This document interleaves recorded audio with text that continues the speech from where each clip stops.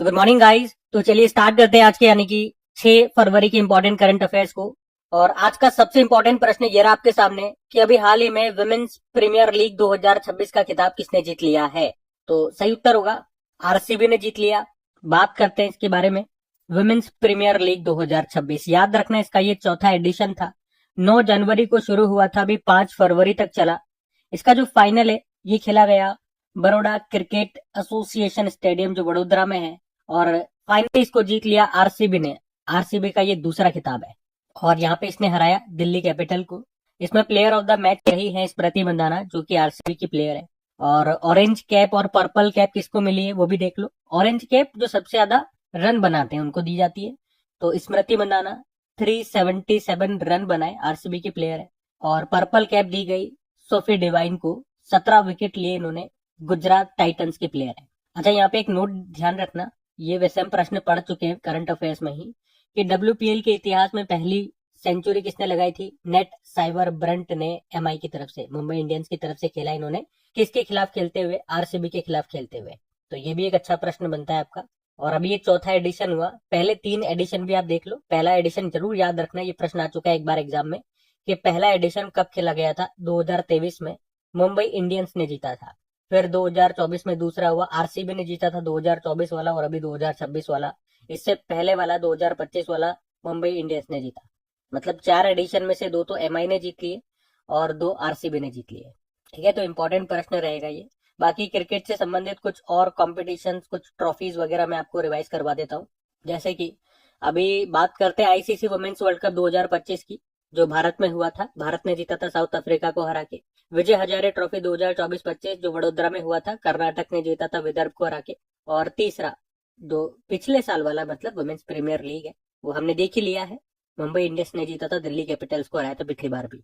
और अगर आईपीएल की हम बात करते हैं तो 2025 में जो आईपीएल था वो 18वां संस्करण हुआ था, भारत में हुआ था। आरसीबी ने जीता था, पंजाब किंग्स को हराया था। रणजी ट्रॉफी 2024-25 विदर्भ ने जीता, केरल को हराया। और नवा ICC champions trophy 2025 Pakistan UAE में हुआ था, भारत ने जीता, न्यूजीलैंड को हराया था।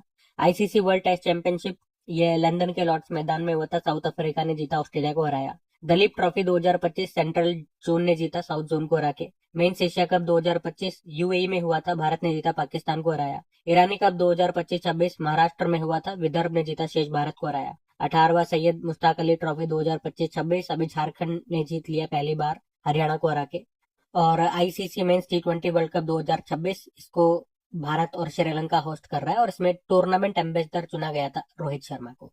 ठीक है, ये क्रिकेट से संबंधित सारे इंपॉर्टेंट जो कप्स एंड ट्रॉफीज हुए हमने रिवाइज कर लिए। ध्यान में रखना। अगला प्रश्न देखते हैं। फिर अगले में पूछ रहे, हाल ही में चर्चा में रहा दुनिया का पहला प्राइवेट स्पेस स्टेशन ये कौन सा है। तो आंसर होगा हेवन 1। तो दुनिया का पहला प्राइवेट स्पेस स्टेशन का नाम है हेवन 1। इसे कैलिफोर्निया की कंपनी है, अमेरिका की कंपनी आप कह दो, अमेरिका की कंपनी है वास्ट स्पेस, वो इसे बना रही है। और 2027 में स्पेस एक्स के फॉल्कन 9 रॉकेट से इसको लॉन्च भी किया जाएगा। ठीक है, तो इतना ही आपको याद रखना है। ये दुनिया का किससे लॉन्च करेगी, नाम क्या होगा, उस सब बातें आपने देख ली है, और ये इंपॉर्टेंट प्रश्न है। और जब भी स्पेस स्टेशन की बात आती है तो आपको याद आएगा इंटरनेशनल स्पेस स्टेशन, जो कि एक बहुत बड़ी मानव निर्मित अंतरिक्ष में एक प्रयोगशाला आप कह सकते हो। इसे मुख्य रूप से 5 अंतरिक्ष एजेंसियों ने मिलकर के तैयार किया था, जैसे अमेरिका की स्पेस एजेंसी नासा, रशिया की Roscosmos, European space agency, Japan की जाक्सा हो गई, कनाडा की सीएसए। ठीक है, तो इन सब लोगों मतलब किसी एक का नहीं है, वो सबने मिलकर के उसको तैयार किया था।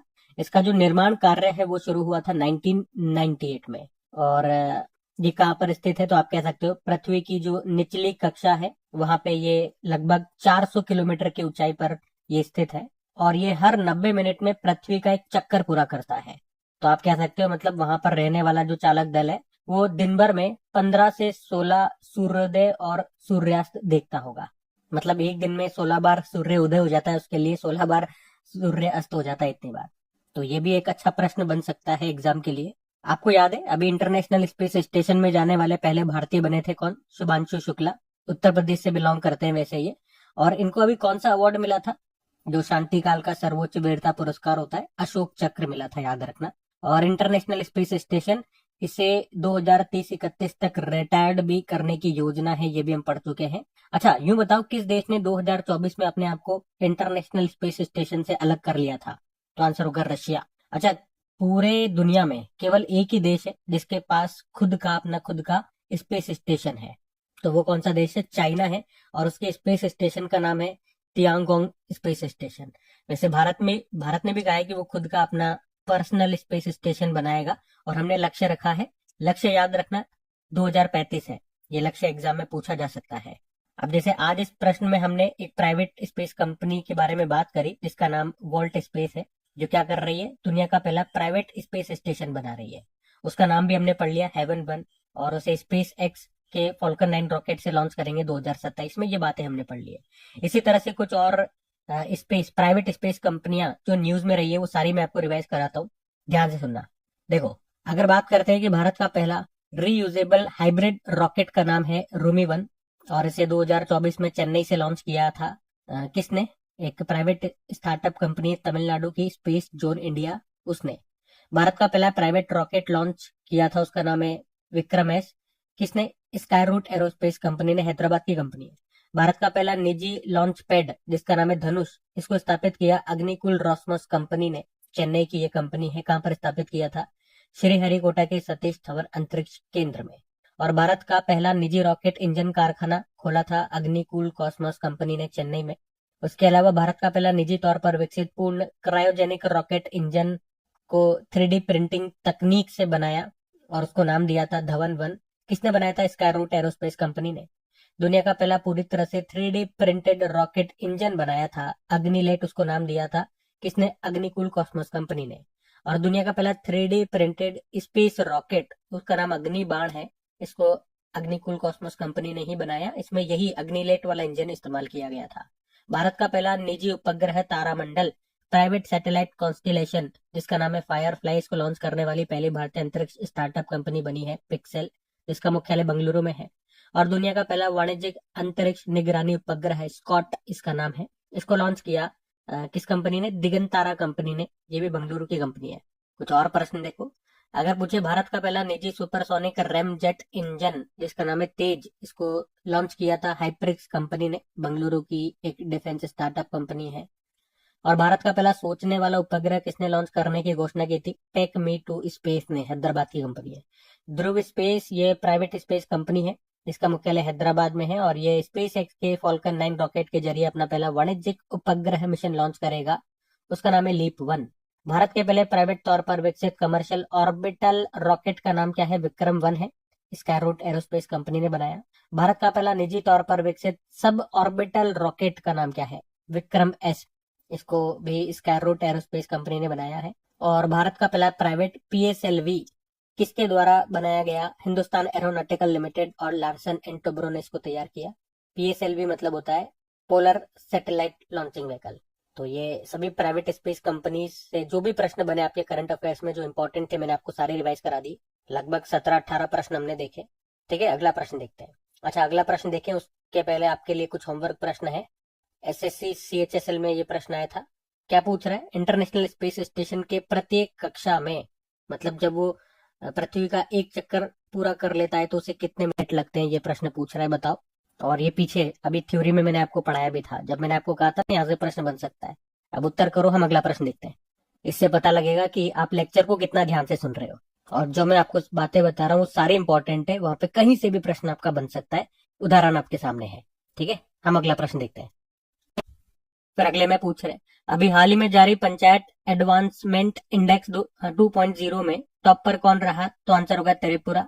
हम बात कर रहे हैं पंचायत एडवांसमेंट इंडेक्स की, पंचायत उन्नति सूचकांक आप इसे बोल लेंगे हिंदी में, और इससे पहले पंचायत विकास सूचकांक के नाम से जानते थे। जारी करता है पंचायती राज मंत्रालय, जिसके मंत्री कौन है? पंचायती राज मंत्री कौन है हमारे? राजीव रंजन सिंह उर्फ लल्लन सिंह है। और इसको जारी करने का उद्देश्य है ग्राम पंचायतों के विकास का आकलन करना। इस इंडेक्स में याद रखना 9 प्रमुख क्षेत्रों या विषयों के आधार पर यह रैंकिंग दी जाती है, और इसे पहली बार 20, तो इसमें टॉप पर याद रखना, टॉप पर त्रिपुरा है। त्रिपुरा की सिपाहीजाला जिले की जुगल किशोर नगर ग्राम समिति ने 88.44 स्कोर के साथ राष्ट्रीय स्तर पर शीर्ष स्थान हासिल किया, जो कि भारत में लगभग 2.5 लाख ग्राम पंचायतों में सबसे आगे है। ठीक है, तो त्रिपुरा राज्यों में बात करते हैं तो टॉप पर त्रिपुरा है। अच्छा, पंचायती राज दिवस कब होता है? 24 अप्रैल को होता है, याद रखना। और ये जो त्रिपुरा है इसने वित्तीय वर्ष 2023-24 के लिए अपनी सभी 1176 ग्राम पंचायतों और ग्राम समितियों के लिए 100% डेटा जमा करने और सत्यापन करने का दुर्लभ गौरव प्राप्त किया। तो ओवरऑल बात करें मतलब त्रिपुरा के जो पंचायतें हैं, ग्राम पंचायतें हैं, उन्होंने बहुत अच्छा विकास किया है, इसीलिए इसको शीर्ष स्थान मिला है। ठीक है, तो सिंपल सी दो बातें याद रखनी, कौन सा इंडेक्स है, पंचायत उन्नति सूचकांक है, टॉप पर त्रिपुरा रहा है, ये ध्यान रखो। बाकी इंडेक्स वाला प्रश्न है, चलो कुछ इंपॉर्टेंट इंडेक्सेस में आपको रिवाइज कराता हूँ। अगर बात करते हैं भ्रष्टाचार धारणा सूचकांक की, करप्शन परसेप्शन इंडेक्स, भारत 96 पे रहा, टॉप पर डेनमार्क है। मानव विकास सूचकांक भारत 130 पे है, टॉप पर आइसलैंड रहा। ग्लोबल जेंडर गैप इंडेक्स में भारत के रैंक है 131, टॉप पर आइसलैंड है। सस्टेनेबल डेवलपमेंट गोल इंडेक्स में भारत 99 पे है, टॉप पर फिनलैंड है। वर्ल्ड कॉम्पिटिटिवनेस रैंकिंग में भारत 41 पे है, टॉप पर स्विट्जरलैंड है। ग्लोबल इनोवेशन इंडेक्स में भारत 38 पे है, टॉप पर स्विट्जरलैंड है। और ग्लोबल पीस इंडेक्स में भारत 115वें स्थान पर है, टॉप पर आइसलैंड है। वर्ल्ड हैप्पीनेस इंडेक्स में भारत 118वें स्थान पर है, टॉप पर फिनलैंड है। ग्लोबल हंगर इंडेक्स में भारत के रैंक है 102। वर्ल्ड प्रेस फ्रीडम इंडेक्स में भारत 151 पे है, टॉप पर नॉर्वे है। ग्लोबल एआई इंडेक्स में भारत के रैंक है 3rd, टॉप पर यूएसए। और एशिया पावर इंडेक्स में भारत तीसरे स्थान पर, टॉप पर America. Global fire power index में भारत चौथे स्थान पर है, टॉप पर अमेरिका। ग्लोबल टेररिज्म इंडेक्स में भारत 14वें स्थान पर है, टॉप पर बुर्किना फासो। जलवायु परिवर्तन प्रदर्शन सूचकांक में भारत 23वें स्थान पर है, और पहले दूसरे तीसरे पे कोई नहीं है, चौथे पे डेनमार्क है। ग्लोबल जेंडर गैप इंडेक्स में भारत के रैंक है 131, टॉप पर आइसलैंड है। ऊर्जा संक्रमण सूचकांक एनर्जी ट्रांजिशन इंडेक्स में भारत 71 पे है, टॉप पर स्वीडन है। ठीक है, तो ध्यान रखना सब। अगला प्रश्न देखते हैं। फिर अगले में पूछ रहे हैं, हाल ही में किस राज्य के पहले अंतरिक्ष केंद्र का उद्घाटन एक सरकारी स्कूल में किया गया? तो आंसर होगा इसका छत्तीसगढ़। तो अभी छत्तीसगढ़ के नवा रायपुर के राखी में एक सरकारी स्कूल में राज्य के पहले अंतरिक्ष केंद्र का उद्घाटन किया गया है। उद्घाटन किया किसने? छत्तीसगढ़ के मुख्यमंत्री विष्णुदेव साय और जो अंतरिक्ष यात्री है शुभांशु शुक्ला, उन्होंने। और याद रखना कि प्रोजेक्ट अंतरिक्ष संगवारी के तहत ही इस अंतरिक्ष केंद्र का यहाँ पर ये उद्घाटन किया गया है। और इसके बाद मुख्यमंत्री जी ने कहा भी था कि इसी प्रोजेक्ट अंतरिक्ष संगवारी के तहत धीरे धीरे हम सभी जिलों में अंतरिक्ष केंद्र खोलेंगे इस तरह के। उद्देश्य क्या है? बच्चों में, और मुख्य रूप से सरकारी स्कूलों के बच्चों में, सैटेलाइट लैब, ग्राउंड स्टेशन और स्पेस मिशन का प्रैक्टिकल अनुभव प्रदान करना उन बच्चों को, ताकि छात्रों में वैज्ञानिक सोच विकसित की जा सके और उन्हें अंतरिक्ष क्षेत्र में करियर बनाने के लिए प्रेरित किया जा सके। अब ये छत्तीसगढ़ में खोला है, तो छत्तीसगढ़ में आपको ले चलता हूँ। उससे पहले ये 2-3 इंपॉर्टेंट प्रश्न है, इन्हें आपको देख लेना चाहिए। जैसे अभी तो ये हमने पढ़ाई था कि आंध्र प्रदेश ने काकीनाडा के पास होप आइलैंड पर सैटेलाइट लॉन्चिंग सुविधा विकसित करने की घोषणा की थी। अगर आपसे पूछते हैं कि विक्रम साराभाई अंतरिक्ष केंद्र कहाँ पर है, तो केरल के तिरुवनंतपुरम में है, याद रखना। यहाँ पे मुख्य रूप से रॉकेट की डिजाइनिंग होती है, उसको तैयार किया जाता है, विकसित किया जाता है। और जो सतीश धवन अंतरिक्ष केंद्र है ना, जो सतीश श्रीहरिकोटा आंध्र प्रदेश में है, यहाँ से लॉन्चिंग होती है रॉकेट की। अच्छा, याद रखना एक अच्छा प्रश्न यहाँ से तैयार होता है कि सतीश धवन अंतरिक्ष केंद्र किस झील के किनारे स्थित है? तो पुलिकट लेक के किनारे स्थित है। ठीक है, तो ये प्रश्न आपको याद रखना है, ये स्टैटिक प्रश्न बन के एग्जाम में पूछ लिया जाता है। ये हर बच्चे को ये प्रश्न नहीं आएगा, लेकिन अब आप क्रिक एग्जाम पे पढ़ रहे हैं तो आपको आएगा। उसके अलावा ये भी अच्छा प्रश्न है कि इसरो का जो दूसरा अंतरिक्ष केंद्र है ये कहाँ पर तैयार हो रहा है? तमिलनाडु में, तमिलनाडु के थुथुकुडी जिले के कुलशेखरपट्टिनम में। और ये मैंने आपको बता ही दिया, भारत का जो लक्ष्य है खुद का स्पेस स्टेशन बनाने का, वो 2035 का है। और हम अपने अंतरिक्ष यात्री को चंद्रमा पर उतारेंगे, चंद्रमा पर भेजेंगे, वो हमारा लक्ष्य 2040 का है। ठीक है, ये लक्ष्य भी याद रखना, ये दोनों इंपॉर्टेंट है। बाकी आज वाले प्रश्न में हमने बात करी छत्तीसगढ़ की, तो छत्तीसगढ़ भी ले चलते हैं आपको। ये रहा मैप में छत्तीसगढ़। कैपिटल रायपुर हो गई है, गवर्नर है रमन डेका, मुख्यमंत्री विष्णुदेव साय हो गए हैं। उसके अलावा कुछ और करंट अफेयर्स पढ़े छत्तीसगढ़ से, तो देश के पहले एआई आधारित डेटा सेंटर पार्क की आधारशिला कहाँ रखी गई थी? नवा रायपुर, छत्तीसगढ़। ऑपरेशन संकल्प के तहत सुरक्षा बलों ने छत्तीसगढ़ के बीजापुर जिले में 22 नक्सलियों को मार गिराया था।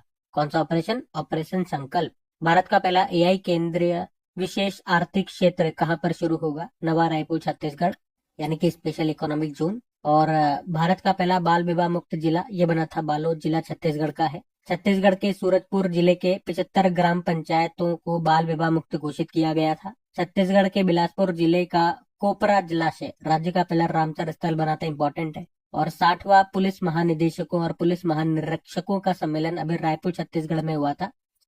विनोद कुमार शुक्ल हिंदी साहित्यकार थे, 2024 के लिए 59 नंबर का ज्ञानपीठ पुरस्कार इनको मिला था। और ये अवार्ड पाने वाले छत्तीसगढ़ के पहले साहित्यकार थे। वैसे अभी इनका निधन भी हो गया। और ये प्रश्न तो अभी बिहार के एग्जाम में पूछा भी गया था, बिहार एसआई में पूछा गया था। तो ध्यान रखना, फिर किसी एग्जाम में ये प्रश्न वापस से रिपीट होगा। अभी खेलो इंडिया ट्राइबल गेम्स जो पहला एडिशन है, ये भी फरवरी में ही होगा। याद रखना 14 फरवरी से शुरू हो जाएंगे। कहाँ पर? छत्तीसगढ़ में। और इसका मैस्कॉट क्या है? मोरवीर है। ये भी इंपॉर्टेंट प्रश्न रहेगा। ठीक है, अगला प्रश्न देखते हैं। अच्छा, अगला देखेंगे उससे पहले ये कुछ होमवर्क प्रश्न आपके लिए। एफकेट में पूछा गया प्रश्न है, सतीश धवन अंतरिक्ष केंद्र कहाँ पर है? बड़ा आसान है। एक ये लो, विक्रम साराभाई स्पेस सेंटर कहाँ पर है? बता दोगे। एक ईयर। हम अगला प्रश्न देखते हैं। फिर देखो अगले में क्या पूछ रहे हैं। अभी हाल ही में 16 साल से कम उम्र के बच्चों के लिए सोशल मीडिया पर बैन लगाने की घोषणा करने वाला नवीनतम यूरोपीय देश कौन सा बन गया है?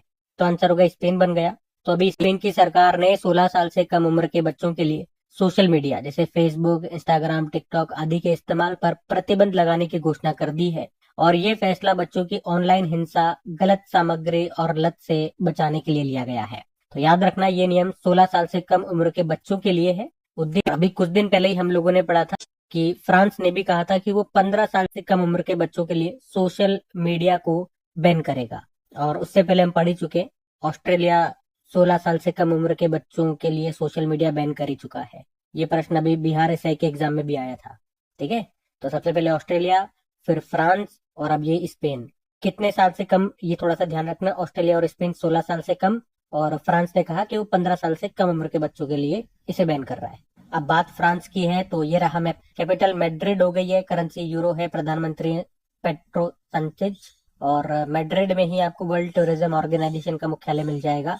याद रखना, स्पेन है ना, इंटरनेशनल सोलर अलायंस का 99 नंबर का मेंबर बना था। और हम C295 परिवहन विमान ये स्पेन से खरीद रहे हैं। स्पेन की कौन सी कंपनी? Airbus company. और ये एयरबस कंपनी और भारत की टाटा, ये दोनों मिलकर के इसको भारत में ही तैयार कर रहे हैं। कहाँ पर? वडोदरा, गुजरात में। ये भी ध्यान रखना। और भारत और स्पेन ये 2026 को दोहरे वर्ष यानी संस्कृति, पर्यटन और एआई वर्ष के रूप में मना रहे हैं। उसके अलावा याद रखना, स्पेन ये यूरोप का पहला देश बना जिसने मासिक धर्म अवकाश के लिए कानून बनाया था। ये प्रश्न एग्जाम में आ चुका है। और अभी जो 53rd नंबर का वर्ल्ड बुक फेयर हुआ था भारत मंडपम नई दिल्ली में, उसमें गेस्ट ऑफ ऑनर कतर था और फोकस कंट्री स्पेन था। ठीक है, तो इन सब कारण से स्पेन न्यूज में है, ध्यान में रखना। अगला प्रश्न देखते हैं। फिर अगले में पूछ रहे हैं, हाल ही में डीआरडीओ ने solid fuel ducted ramjet technology, इसका भी सफल परीक्षण कहाँ किया? तो आंसर होगा उड़ीसा में। तो अब हाल ही में डीआरडीओ ने उड़ीसा के चांदीपुर टेस्ट फायरिंग रेंज में सॉलिड फ्यूल डक्टेड रैमजेट तकनीक का परीक्षण किया है। शॉर्ट में आप इसे बोलोगे SFDR, solid fuel ducted ramjet. अब ये होता क्या है? तो आप कहोगे ये एक एयर ब्रीदिंग यानी कि हवा में सांस लेने वाला इंजन है, जो हवा में मौजूद ऑक्सीजन का इस्तेमाल करके ईंधन को जलाता है, फ्यूल को जलाता है। और जो पारंपरिक रॉकेट होते हैं, जो अभी तक हम रॉकेट इस्तेमाल करते थे, उसमें फ्यूल को जलाने के लिए हमें ऑक्सीजन साथ में भेजनी पड़ती थी। तो उसके दो नुकसान थे। तो एक तो उसका वजन जाता है साथ में, और वो जल्दी खत्म हो जाती है। लेकिन इसमें क्या होगा, इस केस में हमें ऑक्सीजन को साथ में नहीं भेजना होगा। तो एक तो एक्स्ट्रा जो लोड जा रहा था वो खत्म हो गया, और ऑक्सीजन खत्म होने की हमें चिंता नहीं रहेगी, क्योंकि ये तो हवा से ऑक्सीजन को लेकर के फ्यूल को बर्न कर रहा है। तो इससे जो मिसाइल की स्पीड होगी और जो दूरी यानी कि जो रेंज होगी, वो सामान्य रॉकेट से कहीं ज्यादा होगी। तो ये इसका फायदा होगा इस टेक्नोलॉजी का, solid fuel ducted ramjet technology का, जिसका भी परीक्षण किया डीआरडीओ ने। कहां पर? उड़ीसा में। ठीक है, तो इंपॉर्टेंट प्रश्न रहेगा, ध्यान रखना। देखो, डीआरडीओ ने परीक्षण किया। डीआरडीओ मतलब defence research and development organisation, स्थापना होती है 1958 में, 1 जनवरी 1958। तभी तो 1 जनवरी को डीआरडीओ दिवस मनाते हैं। हेडक्वार्टर नई दिल्ली। चेयरमैन वर्तमान में समीर वी कामत है, और पहले चेयरमैन पूछोगे तो दौलत कोठारी है। मोटो क्या होता है? Strength origin is in knowledge बलस्य मूलम विज्ञानम। आपको याद दिला दूं, अभी भारत में स्वदेशी रूप से विकसित Pinaka long range guide rocket, इसका भी सफल परीक्षण भी किया था डीआरडीओ ने। और इस रॉकेट की रेंज है 120 किलोमीटर, और परीक्षण यहीं पर किया था, उड़ीसा के चांदीपुर टेस्ट फायरिंग रेंज में। उसके अलावा डीआरडीओ ने सैनिकों के लिए पोर्टेबल जल शुद्धिकरण प्रणाली स्वदेश को बनाया, जो क्या करेगा, खारे पानी को मीठे पानी में ये बदल देगा। यहाँ पे स्वदेश का फुल फॉर्म भी आ सकता है, सी वाटर डिसैलिनेशन सिस्टम। ठीक है, तो ये भी ध्यान में रखना। अगला प्रश्न देखते हैं। फिर अगले में पूछ रहे हैं, हाल ही में एयरपोर्ट अथॉरिटी ऑफ इंडिया के बोर्ड में शामिल होने वाली पहली महिला कौन बन गई है? तो आंसर होगा निवेदिता दुबे। तो Nivedita Dubey airport authority of India के बोर्ड में शामिल होने वाली पहली महिला अधिकारी बन गई है। या हम यूं कह सकते हैं कि एयरपोर्ट अथॉरिटी ऑफ इंडिया में पहली महिला मानव संसाधन निदेशक बन गई है। कौन ये? निवेदिता दुबे। कैसे भी आप बोल लो। एयरपोर्ट अथॉरिटी ऑफ इंडिया की बात करें, स्थापना होती है 1 अप्रैल 1995 1995। हेडक्वार्टर नई दिल्ली और इसके चेयरमैन विपिन कुमार है। अच्छा, पहले आप ऑप्शंस देखो, ये सारे इंपॉर्टेंट महिलाओं के ऑप्शंस हैं। जैसे कि हंसजा शर्मा, अभी हमने पढ़ा था, रुद्र आर्म्ड हेलीकॉप्टर उड़ाने वाली पहली महिला पायलट बनी। सिमरन बाला, अभी रिपब्लिक डे परेड 2026 हुई थी, उसमें पुरुषों की आरपीएफ मार्चिंग टुकड़ी को लीड करने वाली पहली महिला बनी थी, पढ़ चुके हैं हम। काम्या कार्तिकेयन, साउथ पोल पर पहुंचने वाली पहली भारतीय महिला बनी थी।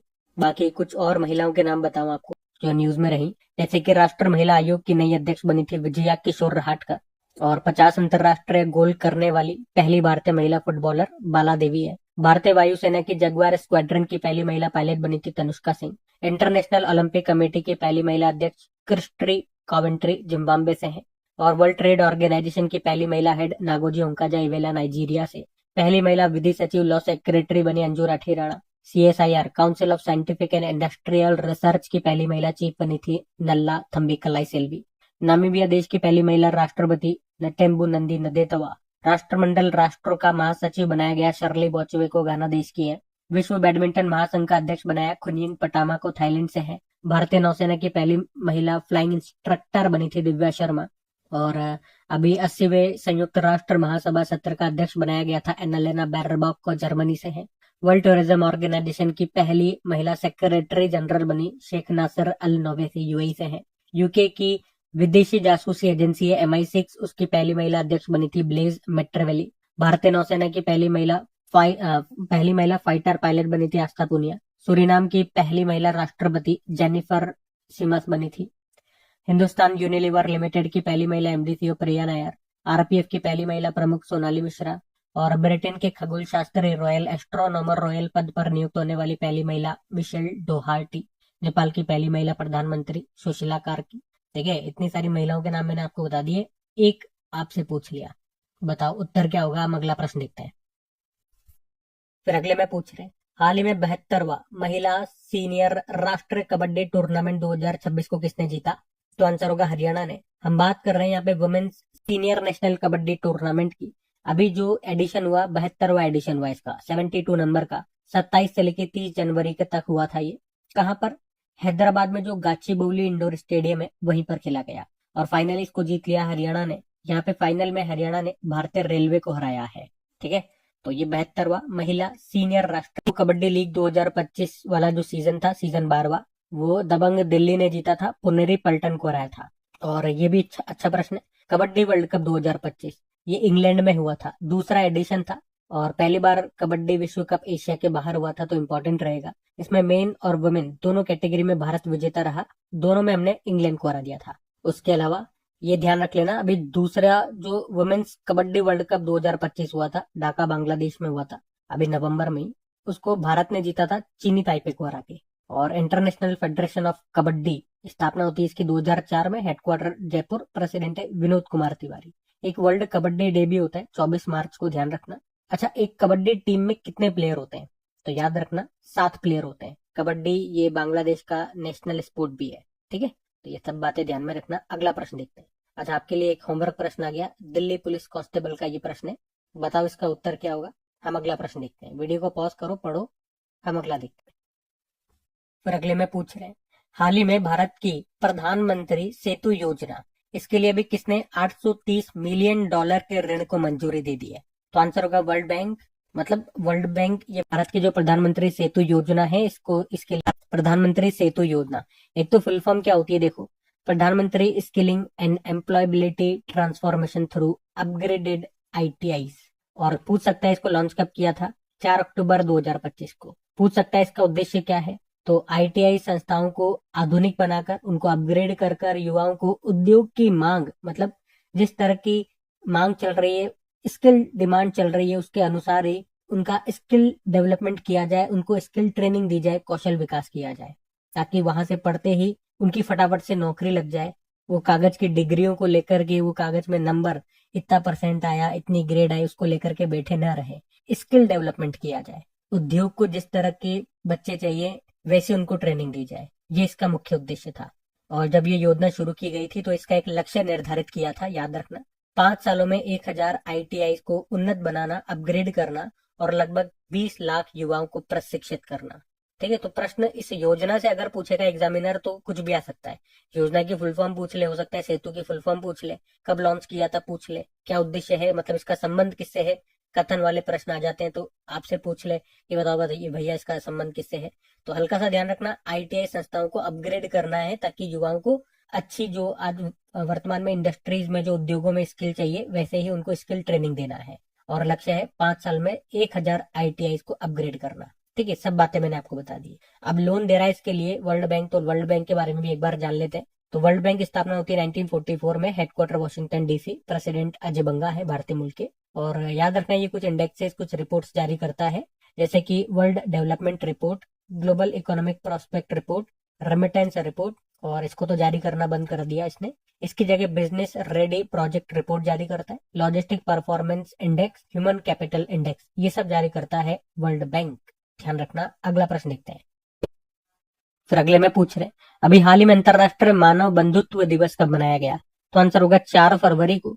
तो हर साल 4 फरवरी को international day of human fraternity, अंतरराष्ट्रीय मानव बंधुत्व दिवस के रूप में मनाया जाता है। इसे मनाने का उद्देश्य ये संदेश फैलाना है कि अंतर धार्मिक संवाद, आपसी सम्मान और सांस्कृतिक विविधता से मानव बंधुत्व को बढ़ावा मिलता है। मानव बंधुत्व को बढ़ावा देना।